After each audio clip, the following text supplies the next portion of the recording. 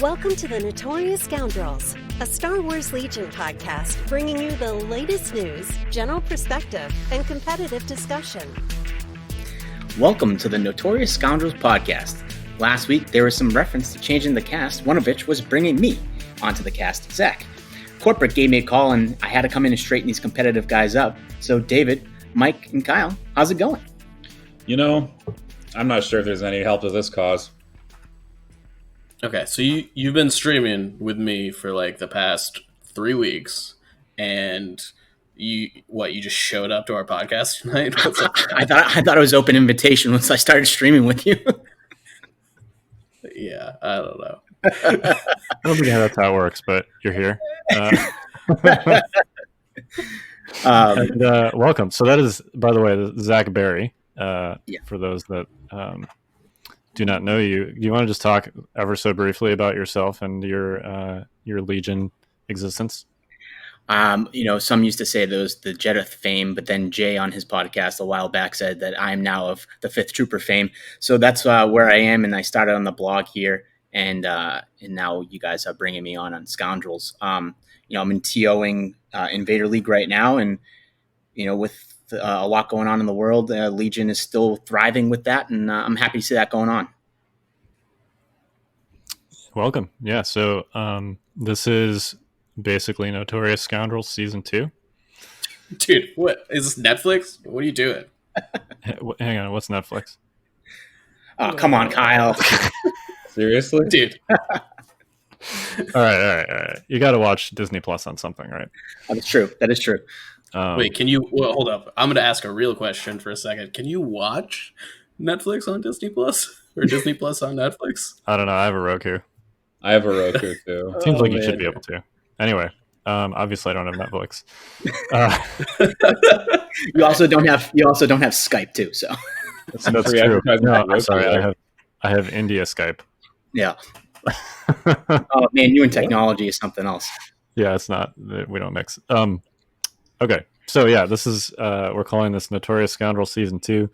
Basically, so for those that are confused, we are part of the Fifth Trooper Network. That has been the case from the start of this podcast.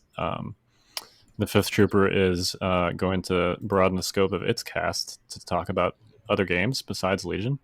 They're not going to completely stop talking about Legion or anything, but they're essentially broadening the scope of their cast and moving beyond Legion. So we're going to essentially be like the Legion podcast of the Fifth Trooper Network.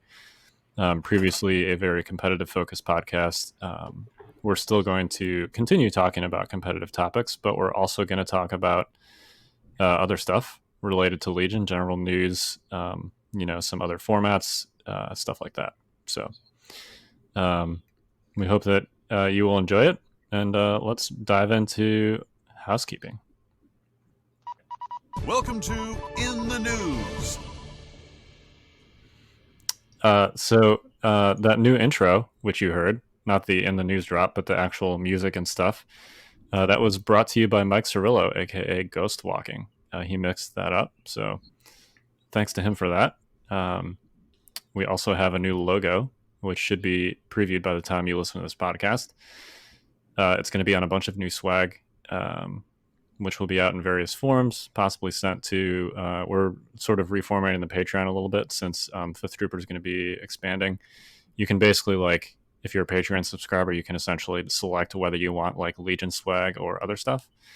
So if you're one of the Legion swag people, then you will probably get some Scoundrel swag at some point with our new logo on it. So there's also a bunch of new products on the Fifth Trooper. We'll have at some point we'll have some 3x3 mats for other games. 3x3s are for this game too, Kyle. That's true. That's right. Skirmish format. Yeah. But yeah, there's gonna be some things that are not conventional ground terrain. Let's put it that way. And I'll leave it to Jay to tease the rest of that. But also we'll have some more order tokens if you like those Fifth Trooper order tokens. We'll have those up. We'll have new Scoundrel themed tokens and silhouettes. Laser cut acrylic. So those are not up yet, but those will be up at some point. And then also on the Fifth Trooper, there's a bunch of STL files and other digital files. It's essentially becoming a marketplace for many things, but to include digital files if you want to buy some STL files. So, yeah, check that out. Did I miss anything? No. I was just going to say that the order tokens are showing up as order on the website. And what happens is in the week of the 29th, which is, I guess, this week, Jay will be getting the shipment in of those, and then they'll go out. So even if they're not in stock, you can still order them, and you're just going to get into the line of when Jay gets that product in. And the digital files has been a great thing. I just want to shout out to Dan Wolf and a local to me, Eric Kingsley, for giving us some of those files to start that going. It's going to be a exciting little store for us to have, I believe. Awesome. Well, speaking of stores, there is a online store that's shipping stuff again, and that store would be Asmodee. So FFG products will be shipping again starting, June 5th? Which is like 2 weeks from now, ish. Yeah, I mean, so today's the 26th, technically, I guess. It's like 12 days. Yeah. Yeah. So I actually got pre-order, pre-shipping notices for Iden, Cassian, and Vital Assets, and the AAT. So those are supposed to be shipping on June 5th, according to the website. So that's exciting. We're actually getting new products again. Yeah. Yeah. I already have Vital Assets, but that's besides the point. Black market. Why did we let him in here? I sold a little bit of my soul on that one. I usually don't buy anything outside of my local game store, but I was able to get my hands on a copy of it, and I was kind of happy I was like, it's Vital Assets. I kind of want it, even though it's been giving me a headache with Vader League. But of note on FFG's website too, they have stuff still listed for June, July, and August. And surprisingly, on August there's no releases. So I'm wondering if they're going to start following that pattern where they're going to have 2 months on and then a month off and then they're back on, because they're trying to balance the 4 factions. Because I think June's listed. So June 5th, we know we're getting Iden, Cassian, Vital Assets, and the AAT. But they also have listed as the paint sets, Republic and Separatists also coming out in June. And then July, the website has Arcs, BX Droids, Cad Bane, and Dash's favorite Padme. And then August has nothing. And then September is Clan Ren, Inferno, Staps, and ATRTs. Oh, yeah, that's right. Yeah, that's down there as well. So, yeah, I wonder if they're going to try and balance releasing 4 things in 1 month and then taking a month off. It's because it's a lot of product and they're trying to do it used to be every month and it was the 2 factions, but with 4 factions it might change everything. This could just be because of some of the delays too. It was late last year they had some delays where there was a couple months without releases, and then we got dumped a bunch of stuff in December and January all at once. So who knows right now, obviously with the way things are. Logistics might be sort of generally an issue, going forward, but we'll see. I'm not holding my breath for those dates, but I'm excited at a minimum that they're shipping stuff again, and we'll be getting stuff in June. I think the best news out of all this is that if you're a slow painter like me, August you could just dedicate to catching up on your giant pile of unpainted miniatures. Yo, I have successfully primed 3 out of 4 factions. All right, for you, that's quite a bit. Bravo! Yeah. Bravo! I think you're crazy for playing or having all 4 factions. That is great. I got so many models on my desk; it's ridiculous. I can barely manage 1.5. I have half a clone army and my rebels, and that's too much. I've got 40 core units just hanging out at my desk in various stages of disrepair. Oh, it's man. yeah. So what have you guys been working on? hobby. Let's hit the hobby drop because we do in fact have a hobby drop. Get out your brush and paint. It's hobby time. Man, I've been priming stuff. Yeah, I mean, to be real, you were waiting for that can of spray paint to come in for a little while, as we know, because you were telling us, and then you finally got it in. So I'm glad to see you're getting it put to use. So Yeah, I mean, so I'm like mostly happy with it, but so everybody was out of GW Chaos Black. So I got Army Painter Black. It's fine. It's really shiny. It's like super shiny. I mean, it's better than what Evan used that one time. What was it, deck paint? I'm pretty sure he had to buy 2 new clone sets just because of that spray paint. So, sorry, Evan. Sorry. What did it Just do? whatever he Like, gets altered around. miniatures or something? What happened? I don't even know. I'm pretty sure that the spray paint that he used was just like black deck paint. And if you took a glass of water and just dumped it on the miniatures, it would just like speckle off the miniature because of the material it was. It was almost like rubberized, if I'm not mistaken, from listening to the Fifth Trooper. But So good luck, right? Like it just wouldn't stick it. Like nothing would stick to it. Not even the paint. no, I don't. Yeah, I'm not sure if that even you can even paint over it. To be honest with you. Well, rest in peace. Yeah. So at least Dashes doesn't have that problem. No. Yeah, I mean the point of primer is so that paint sticks to it, right? Yes. Yeah, not paint bounces off it. Yeah. So don't go to Home Depot and buy your primer.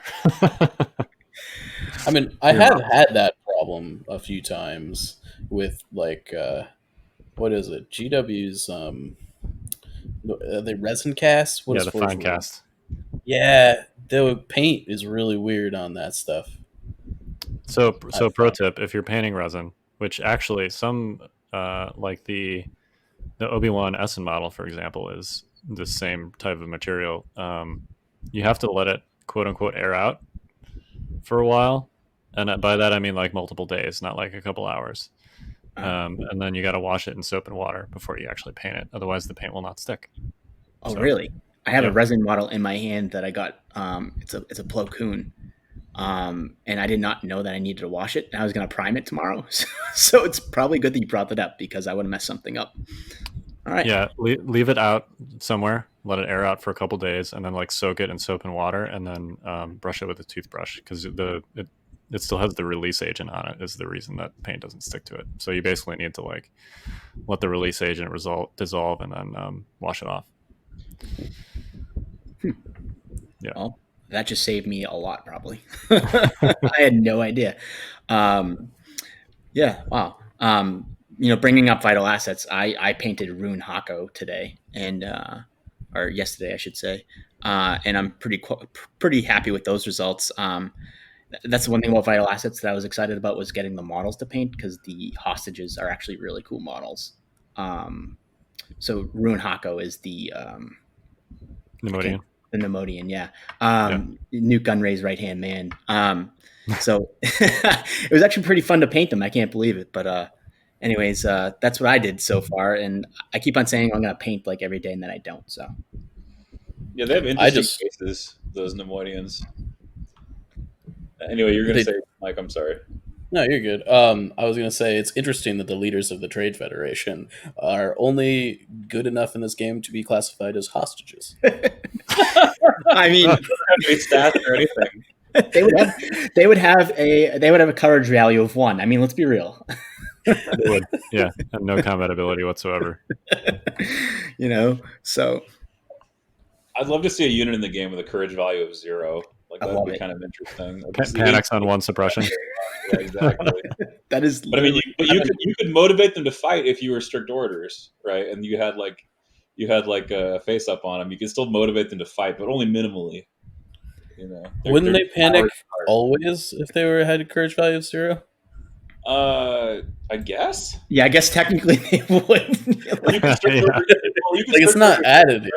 All right, so what you do is you give them infiltrate. So every time they panic, they're not panicking off the board, but it's going to take them like 6 moves to get off the board, right? You plan it out so that they perfectly base the key position of this kind. Like zero times 2 is still 0, so they're always panicked. Yeah. You laugh. That's a real tactic. I've seen that used in competitive games where you expect a unit to panic on the following turn, so you move it such that it panics into your objective. This is not the competitive section. I'm just saying. You're joking. I've actually seen that happen. I understand. 40 chests of panic. Anyway, yeah, I've been painting B1s. I have a lot of B1s. Flashback to 4 months ago. Kyle, what have you been painting? I've been painting B1s. Yeah, I'm not making a lot of progress. It's I'm doing. So essentially, like, I airbrushed them all. I primed them black. Then I did the zenithal highlight thing with white, and then I painted like a tan beige color over them. And then I did like a wash and a dry brush of whatever that GW color is called now. That used to be like flush wash. It's like a brown wash. Reclaimed flesh shade. Flesh shade, yeah. No, maybe Devlin mud. What is that called now? Agrax Earthshade. That's what. Agrax Earthshade. Yeah. Mm-hmm. Yeah. Anyway, it's a brown wash. Throw that over them, and then dry brush them with like lighter tones of beige, and then white, and then so that takes a while when you're doing it 50 times. and then I'm painting in the details. Nothing fancy there, just black on the gun.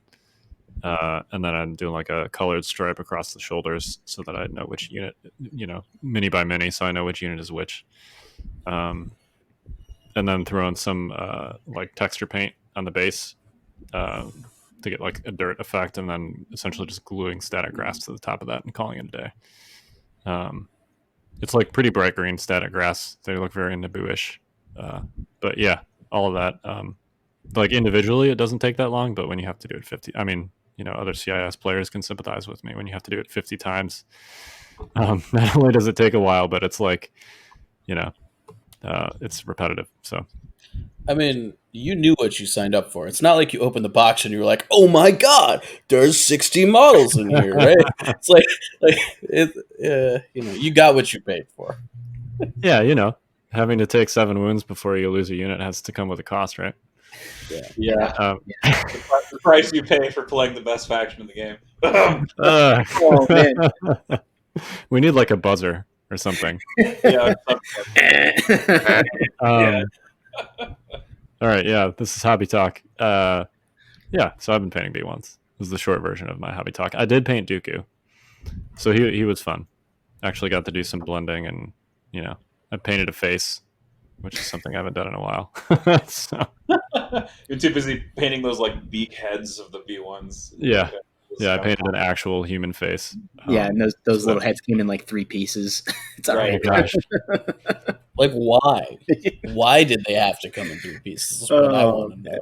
I think it's because of and actually I think it's because of like how they do the the molds with the hard plastic, that if they wanted that level of detail on the heads, they had to make them like that. But it's only 2 pieces. Come on. Yeah, okay. I mean, it could be worse. I've seen some pictures on Marvel Crisis Protocol, and they have a door, and then the doorknob is like in 2 pieces that you have to glue to the door. So not only is it a door, but it's a doorknob being glued, and then a piece to the doorknob itself. Like, I was at a prime, and the TO was gluing that piece together and complaining at us from the other side of the room. It's obnoxious. I was putting Crisis Protocol together this weekend because like I had some spare time. I was putting the core set together, and like each arm, like on like a standard humanoid model, is like 3 pieces. Like there's like an elbow piece, and then like the hand piece on some of these models is like 2 separate pieces. Like it's yeah. Is it better or worse than like a GW kit? It's like, well, I mean, like same-ish number of pieces, but like GW kits are way easier to put together. I mean, I have to say I'm not really familiar with Sprues because Legion is like the only game I played. So I feel like the Phase 2s were actually really good. in terms of simplicity. Yes, I also put together my phase 2s this weekend and primed them. They were much easier than Marvel Crisis Protocol by like large margins. Well, Not and close. FFG is evolving this process too, right? They're kind of learning as they go. Yeah. You know, if we're comparing them to GW kits, like GW has literally been doing this for 30 years. And FFG's been doing it for 2. So the fact that we're even where we are is pretty impressive. We'll have to have Derek Fuchs, the sculpting manager, on to talk about why the B1 heads are 2 pieces. Yo, I think David, what he have actually you been did on the Fifth Trooper, specifically that topic. He did, yeah. I think he did too. Yeah. Yeah. So if you want David, to know, what have you been? yeah, David, what have you been working on? Oh, nothing Legion related, sadly. Been batch painting some GW models for a friend. It's been How are interesting. you enjoying it? I'm learning about blue coverage on like light color primer and why you should really, really, really water your stuff down so you don't get the coffee stain effect. Mm. That's why. Other than that, it's been it's been fun. I think I'm pleased with the end result, but I don't know. Maybe y'all experience this, right? You have like an idea of what you're gonna do, and you're like you're in the middle of painting it, and you're like, man, this is ugly, this is terrible, what am I doing? And then like it finally like starts to come together, and you're like, oh my gosh, this is such a relief, this idea I had worked. And so it's like a little confidence boost, but like in the meantime it's like, oh my gosh, I got this desk full of like ugly models that are all in the middle of batch painting, and you just feel kind of down. You're just like, man, this wasn't really working out the way I pictured it. But then like it finally comes together. Like I don't know if y'all have experienced this, but if you have, and this resonates with you, either the 3 of you or those of you out in the audience, there is hope. Hey, rebellions are built on hope, right? You're exactly. Your project may not be as ugly as you originally thought. I can relate. Yeah, Like for big sure. time.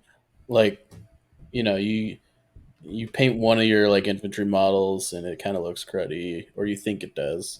Then you find out when you put them all on the table and you like step 10 feet, 15 feet back, and you're like, oh, the 4 colors I put on these Space Marines actually look pretty dope. I don't Yeah, know. like I think we have to remind ourselves, we're not all professionals, right? We don't all have Instagrams full of like really crazy good looking miniatures that we show off. We're not all like that, and so we shouldn't hold ourselves to that standard.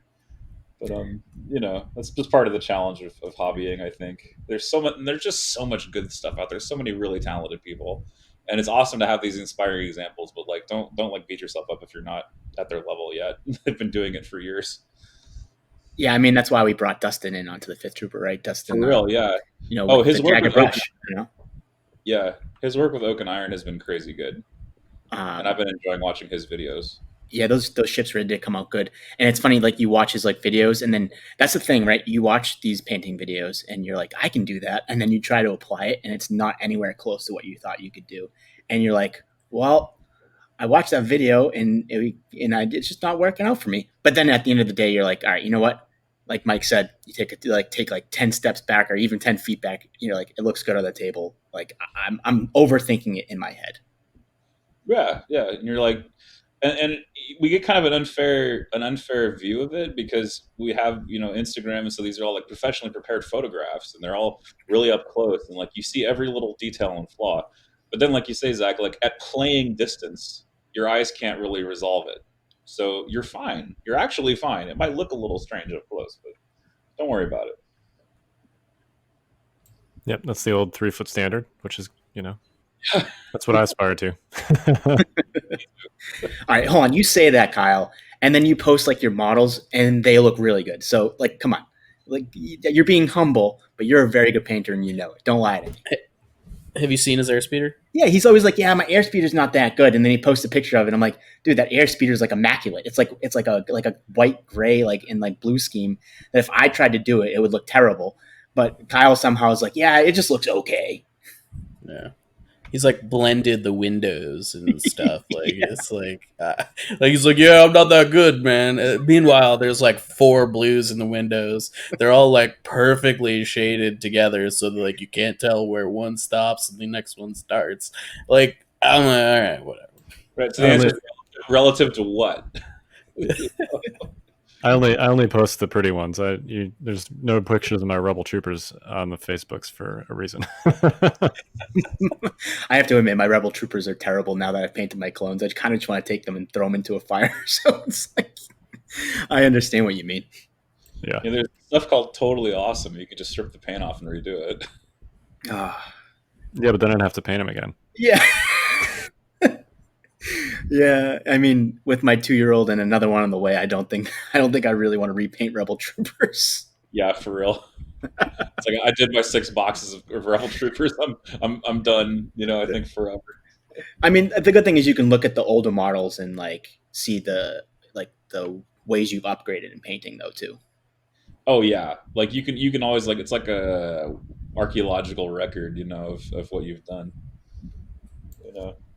And like maybe like 5 years from now, you have like the first miniature you ever did, and you just pull that out, and you're like, man, I've come so far.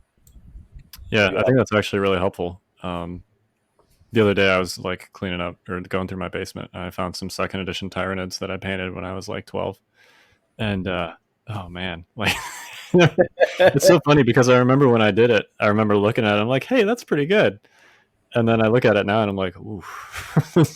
I guess I could give this to my daughter to play with. I don't know. So yeah, your abilities and standards change over time. And as long as it looks good to you, that's what's important. Yeah, just get those colors on there. Don't hold back. Yeah, there's a reason it's 3 color minimum standard and not like 7 color minimum. All right. Any more hobby stuff, gentlemen? No, I think that's it for me on this end.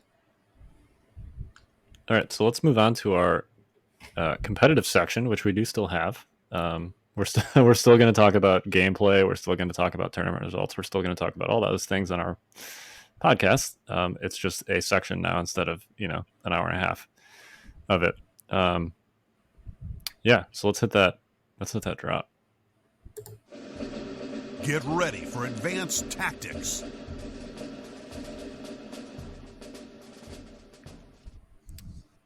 So today's topic is all about playstyles. Zach, this was actually your topic idea. So do you want to introduce this one for us? Yeah. So basically, I had an idea pop in my head when you guys asked me to join the cast as we talk about like your Legion identity. And what I mean by that is the factions you play, the archetypes that you're going to play.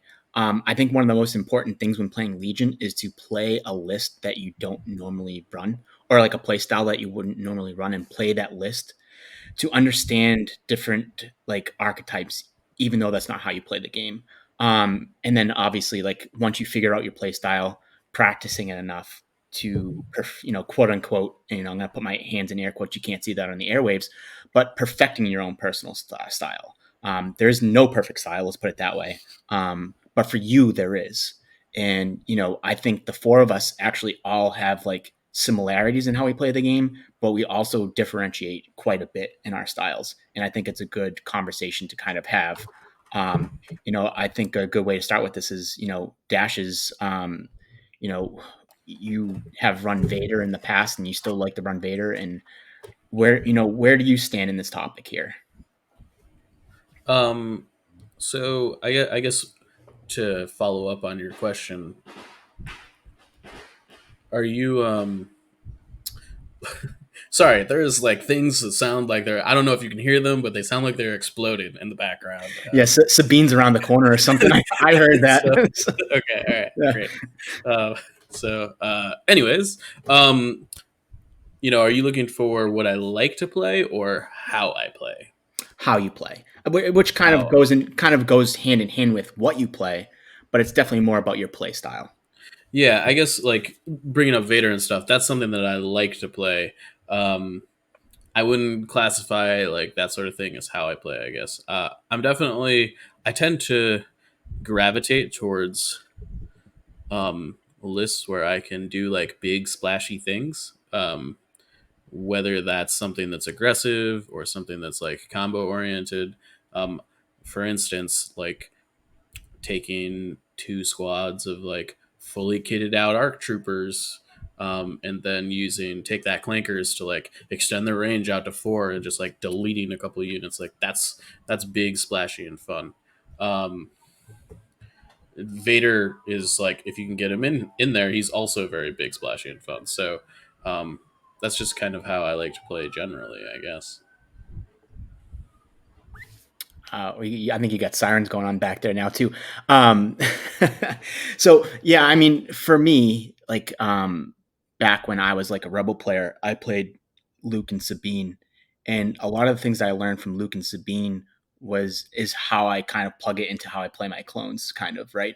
So like Luke and Sabine are kind of like the splashy play, like you're saying with Vader, but it also taught me to be defensive too.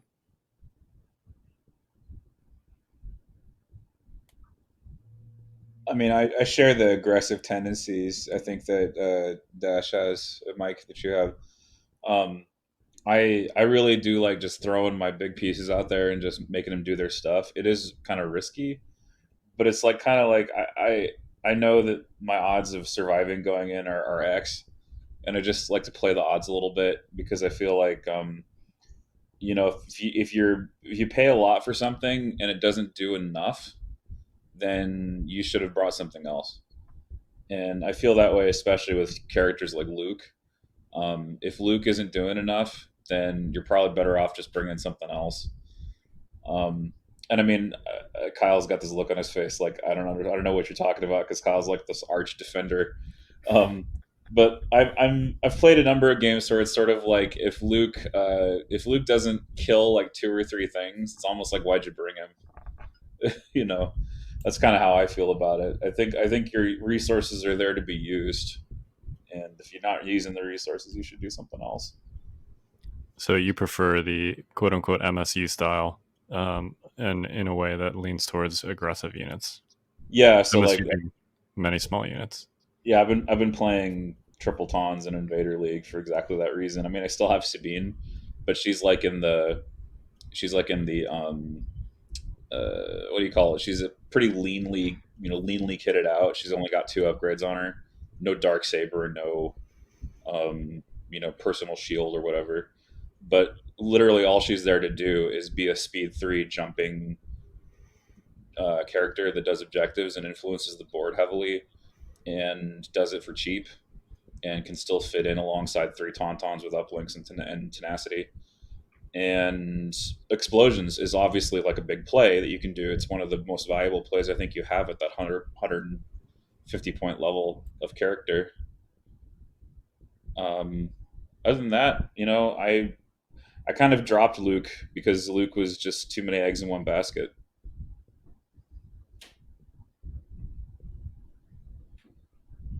Yeah, I get that, and that's a criticism generally of like for force users, which tend to be expensive by their nature.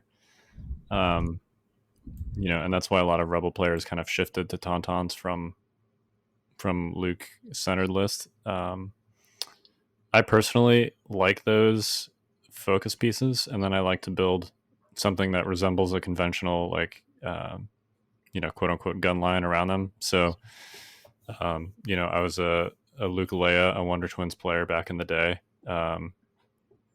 where you supplement that with a bunch of Rebel troopers and some snipers. Currently, I'm running Dooku with a bunch of B1s and some BX droids for Invader. So I've also played Empire with Palpatine, very similar, right? Palpatine, a bunch of storms, some snipers on IRG. So I would say that I'm I like to have like a centerpiece, but a defensive control based centerpiece instead of an aggressive centerpiece. Luke is sort of uniquely capable of flexing a little bit there. But like Dooku and Palpatine are very defensive control based centerpieces where you kind of have to, force your opponent to bring the fight to a specific area of the battlefield. And then you put, Palpatine or Dooku or whatever in that area, because they're not going to be able to get to a target on the far side of the map, like of their own volition, right? They're too slow. So, yeah, I tend to play, I guess, defensive / control based list. We talked on a previous cast about like the beatdown versus the control, which is, I think that's a Magic concept, right, Mike? Yeah, it is. Beatdown being whoever is, playing more aggressive, and control being whoever's playing more defensive generally. And the way I look at that, at least as it relates to Legion, is like the control player is the one for whom the status quo is satisfactory. Like if the game were to continue on its current trajectory without getting derailed, then the control player would win. Is essentially how I view that. And then the beatdown player is the one that needs to make something happen to change that status quo. Do I have that more or less accurate? Yeah, I mean, in Magic, the terms tend to be like don't change over the course of a game. Like you're either playing an aggro deck or you're playing a control deck. Like your role generally doesn't change over the course of the game, though it can. Like an aggro deck can't morph into something that can then control. If it loses, like if it kind of runs out of steam on the beatdown, it just loses. It doesn't get to morph. If that makes sense. So Yep. on that note, real quick, kind of go off topic of what we're talking about. Do you think that the control and the beatdown is somewhat shifting with the secret mission kind of rolling around as someone that's playing secret mission, Mike? Yeah, I do. So generally speaking, the control player in Legion is whoever is blue player, and has like secured like sabotage the moisture evaporators or something. But now, if you're playing double secret mission with R2 and Padme, it doesn't really matter what objective you're playing, and it doesn't matter if you're red. You're still basically blue player, and you're making your opponent come to you. So yeah, I do think it's changing. It depends though, because there are certain deployments where your likelihood of scoring secret mission are pretty low, like Long March, for example. Yeah, I mean, you definitely like just don't put Long March in your battle deck and hope that you're blue, right? And you definitely should take a bid. Like, but yeah, it still helps to be actually blue player, even if you have secret mission, is my point. yeah, undoubtedly. But like if you're in like a mirror match or you're playing against a list that, like Tauntauns or something that like has disarray in their battle deck anyways, like, and probably doesn't have Long March there, I think you're in a pretty good spot still. Although it's possible in that specific instance that they also have R2. Yes, but you have R2 and Padme. Right. So you have one extra secret mission victory point. which generally makes the difference, frankly. If you Yep. keep both of them alive, like it's enough. So and Padme is a little bit bigger of a game changer, I think, just because she's significantly more flexible. On some deployments, it's like not unreasonable to have her score on turn one. Clearly she has to stay alive, but that can change the game state pretty dramatically. Just to walk back a little bit to aggro versus control. So in Rebel, I find that you're still, if you're playing triple Tauntauns with R2, it starts to matter what you beat down rather than do you beat down. In my game, What do you mean by that? well, in my game yesterday in Vader League, I had, I took on the role of the aggressor. I got outbid, and so I ended up as red. But because I was playing another rebel player, there were some favorable things for me still in the battle deck. So I got the dream, right? I got Disarray, which is the secret mission Tauntaun dream. However, my opponent had a number of infiltrators on his team, and he also had ATRT. And so I ended up kind of splitting my focus a little too much. And so if you have a low scoring objective, like key positions is what we ended up playing, right? So in theory, I can take my Tauntauns on that objective and just smash something and get ahead on points. And then it doesn't matter if I hold the middle as long as R2 scores secret mission, because then I'm 2-2, and I'm up on points, so I win that game. But because the Tauntauns didn't smash the right targets fast enough, R2 got sniped. And then it became a race for mid, which I ultimately lost. because I didn't have any real good reply to ATRT in my list. And the RTs actually like physically blocked the key position, which is what they should do. You know, they should actually go body block so you can't get on the point. And then Jin played that great card of hers, complete the mission, so no one could be panicked or suppressed, and everybody just walked to middle behind the RTs, and it was over for me. But my role as the aggressor didn't change. It just mattered what I hit and when a little more than it did if I was blue and I had a little bit more control over the pace as blue. And maybe I had like an objective like bombing run, because Tons don't really like static objectives. They don't like sabotage. They don't like key position. They kind of hate it. Because the game lasts all 6 turns. It's not guaranteed that Tauntauns will be alive because they're priority 1 to be shot. So you can try to play a hold back and wait kind of game. Not really possible against infiltrators, because they'll just infiltrate to where they need to go and just murder you. And of course it was Cassian, right? So Cassian just, plays crackshot turn 1, kills your badly deployed sniper, and then your opponent's ahead on points. So then you have to attack at that juncture. So to base off of what you're saying here, right? Do you think as an aggressor, and that's your play style, right, is to play these aggro lists and totally and inefficient lists? Do you think that needs a little bit of a tweak with all of the infiltrate that's starting to come in the game?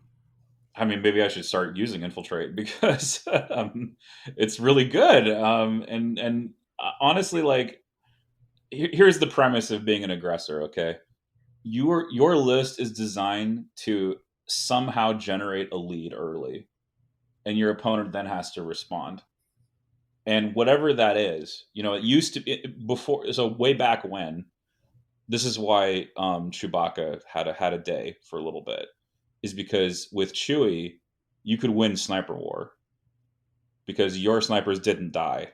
All those wounds got funneled to Chewie, and then your opponent doesn't have Guardian, so their snipers just get killed. And then you're like, marvelous, I'm now ahead, however many points, and now my opponent has to respond to me.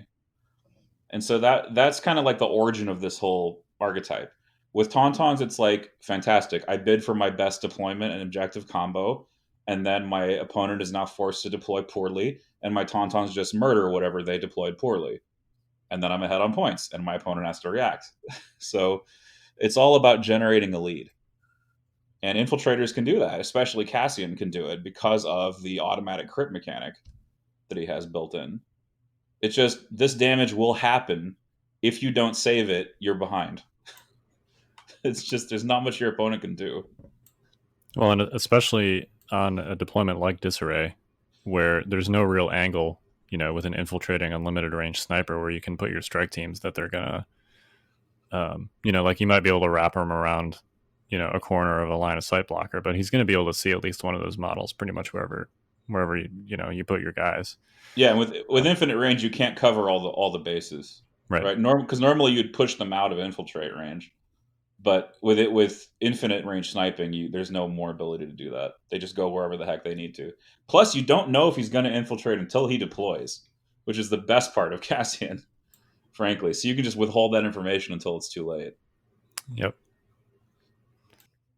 It makes me feel uncomfortable. I'm not going to lie. I played against him the other night and knew he was going to deploy last.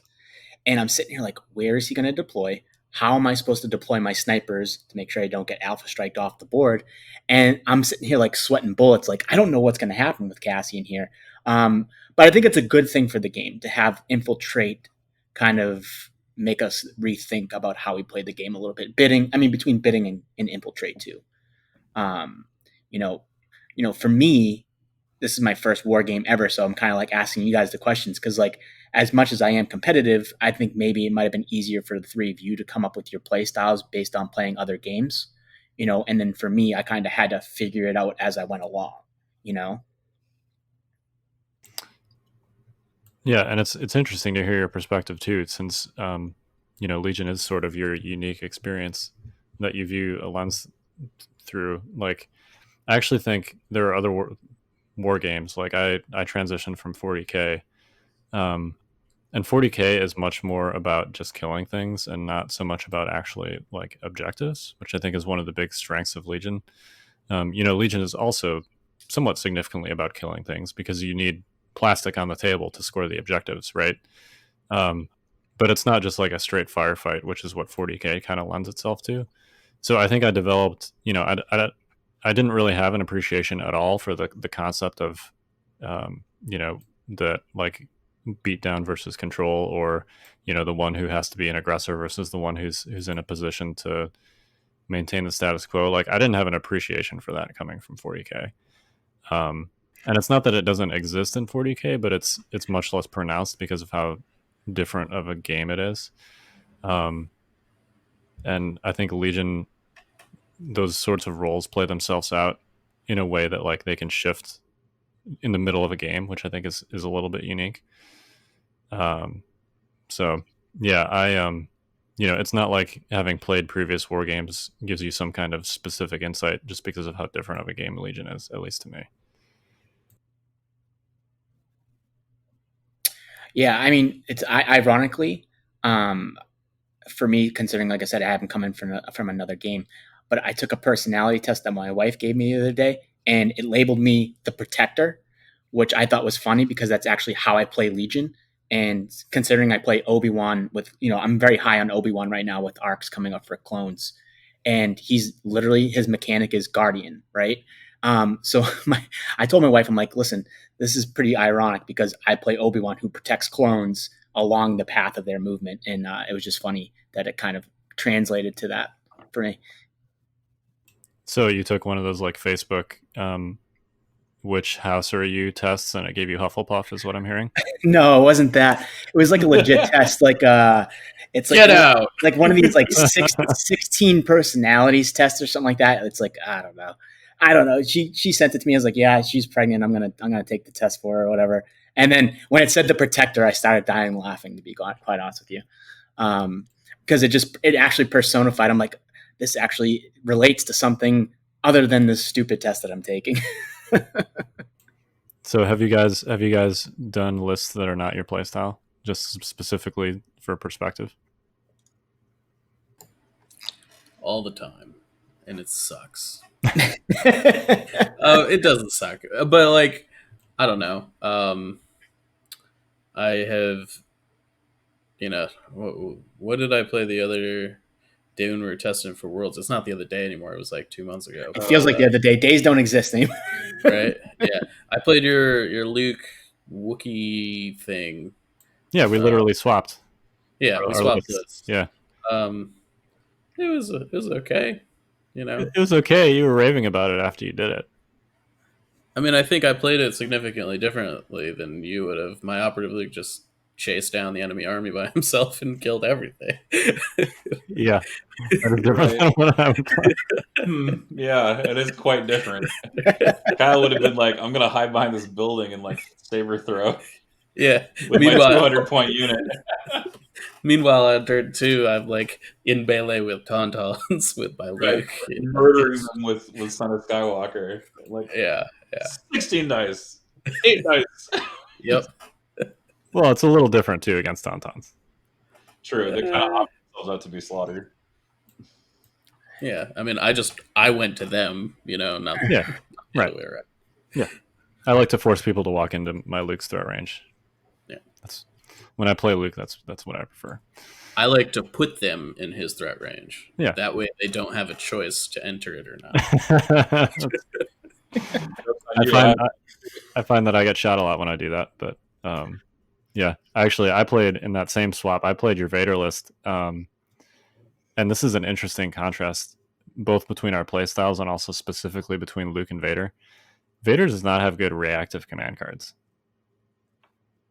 Like, I take for granted, Luke has 3 cards that give him dodges, and for free, and just kind of allow him to like sit and then wait to see what happens and then act near the end of the turn. He's got 1 card where he doesn't attack at all, right? And then his 2 1-pips are obviously proactive cards, but essentially he has like 4 reactive cards. I would argue Vader has 1 reactive card and 5 proactive cards. Yeah, I mean, Master of Evil is the only one that's like remotely like reactive, and the weird thing about it is that it sort of wants you to go first. So anyways, like right, like the dodge token is probably the best part of that card, but it's the suppression thing is kind of begging you for you to be in the middle of the opponent's army. Yeah. Same with Fear and Dead Men, right? Like, Fear and Dead Men does nothing if you're not like already in it, pretty much. right. So yeah, I played him, and I'm like, what command cards? Like, I want to just sit here and see what happens. What command card am I supposed to play? Yeah, it's a different experience. Yeah, for sure. it's very uncomfortable for me. I can't imagine. Vader doesn't wait on the Star Destroyer most of the time. He's wading through the enemy army. That's what he's doing. Yeah, totally. And he's good at that, but I'm not. I mean, he's got to get there first, right? Like, it's right. True. Thank goodness for Darkness Descends. Indeed. Yeah, totally.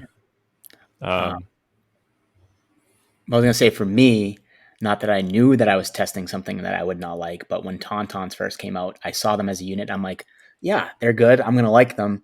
And then I put them on the table, and it turns out that a mobile army is not something I want to play. Like, I don't mind a mobile unit like Obi-Wan, or 2 mobile units like Luke and Sabine when I was playing Luke and Sabine. But when a unit that like physically has to move to get their points, but I guess they don't really have to move per se. But for them to do what they need to do, they need to get into the opponent's army, even on situations where you might not want them to. And it turns out that that's not for me too. Like, it's just not how I want to play the game. I want a gun line. I mean, it's just basically how it boils down, is I just want to move together as an army and just kind of bide my time rather than go at my opponent. Other playstyle thoughts? Probably, but they're not in the front of my mind at this juncture. Fair. All right. Well, we might have some Invader League games to talk about next week. We might have some more data to talk about next week. We'll see. As far as competitive stuff is concerned, and hopefully our you guys like the new direction that we're going. It's not like we're going to still be fairly gameplay focused. We're just going to also talk about other things. So if you guys don't have any other final thoughts, you got any plugs, Twitch channels? All right. Please come hang out with me or David on Twitch. Zach sometimes is chilling on my channel too. You can find David on twitch.tv/yavinbase, and you can find me on twitch.tv/dashestv. I think I've got a game tomorrow night, so should be fun. Come hang out. Yep. I'll be playing again Thursday, I think. That's the tentative day that I'll be playing my next Invader League game. And I'm playing against Nima on Friday for my last game of the Group of Death. So should be a good one. Yeah. And this is for the 5-0, right? Yes. All right. Yeah, I think I've like officially made elims at this point, even if I lose against Nima. But I'm not entirely sure. And Nima's super good, so it should be a really good game. Check out the Fifth Trooper podcast. I don't know what they're talking about this week, but it's going to be interesting, I'm sure. And also the Sea of Thieves stream tomorrow night. And we are the Notorious Scoundrels. I'm Kyle. I'm Mike. I'm David. And I'm the new guy, Zach. And we'll see you next week. Later. Ban Lang and wait.